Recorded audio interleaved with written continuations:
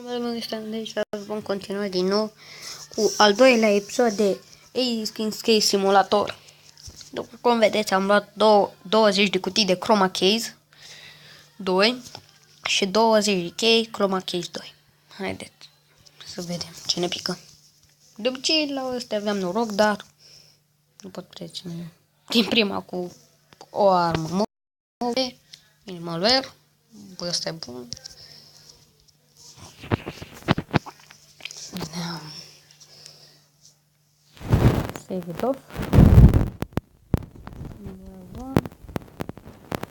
Odată la asta mi-a picat un carambit de $187.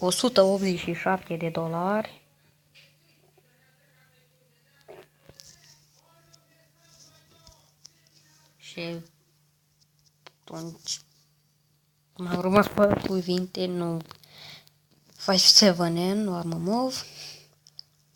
A trecut, frate! Da, să-mi pice. Am văzut rar special item. Famas. Acum, nu știu de ce, dar nu l-am. De motiv nu mai am noroc așa mult.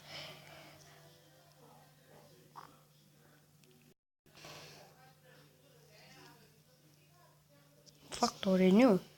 Asta e bun. Da.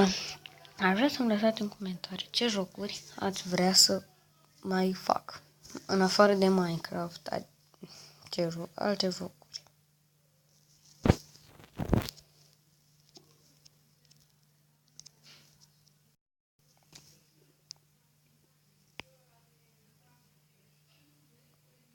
MP7.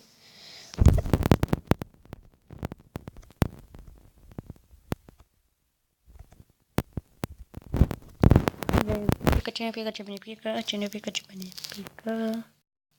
Bă, un MP7, bă, numai MP7.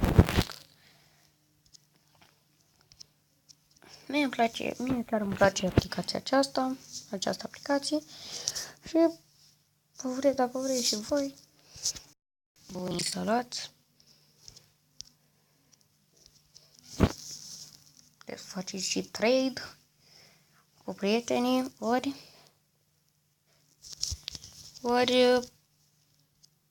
prin contract.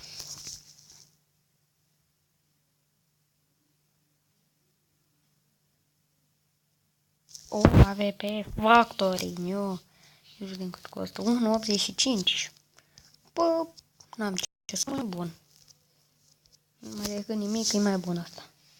Da. Deci, am un prieten căruia i-a picat, nu mai știu ce, un M4A1S, Factory New, mai era și roșie armă și cu stat track și costa vreo 200 și ceva, mai mult decât carambitul meu. Și asta e tot Factory, costă 0,2. Nu uitați, astăzi, pe la vreo ora 9 sau mâine dimineață va apărea un clip de survival games. Sau poate chiar astăzi. Poate chiar după ce filmez asta, poate va apărea. Se știe sigur. Nu m-am gândit.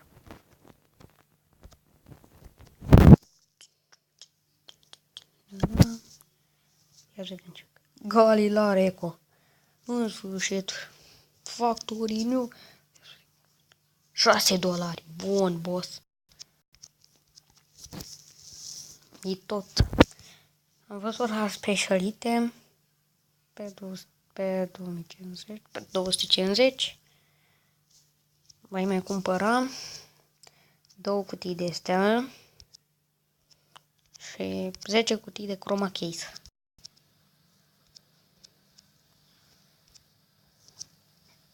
Așa, ia vedem ce pică.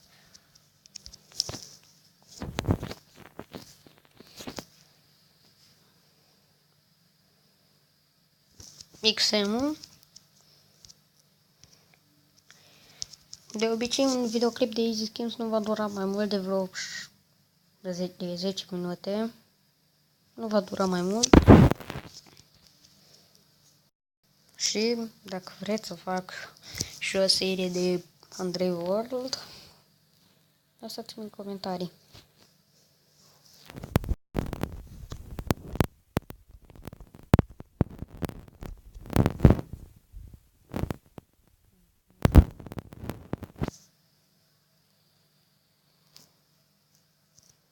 Da, nu pot să în fiecare zi că sunt în clasa 5-a și învăț dimineața și multe zile scap la 6 de la școală. AK-47 stat! Cartel cu stat trac! Bun, boss, ia să vedem cât costă. $11. Ăsta e boss, ăsta. M-a avut noroc. Deci cum să... Nu pot să cred, mi-a picat așa. Nu pot să cred, mi-a picat. Ar fi culmea să-mi pice și un goțit. De acum sunt șanse.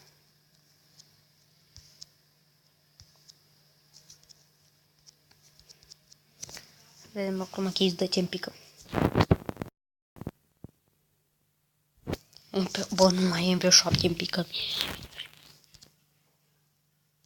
Am ceva cu MP7 de asta. Și 50-75 euro.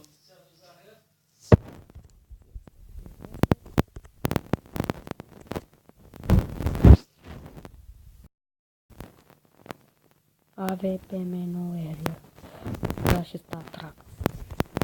Că putem să cumpăr o cutie, că când am deschis cutia aia complet.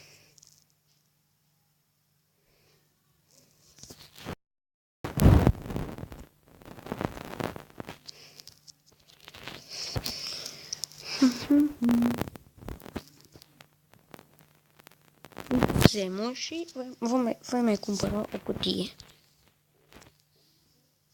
de chroma case. Și vom vedea ce-mi pică. Dacă am noroc sau nu am noroc. Da.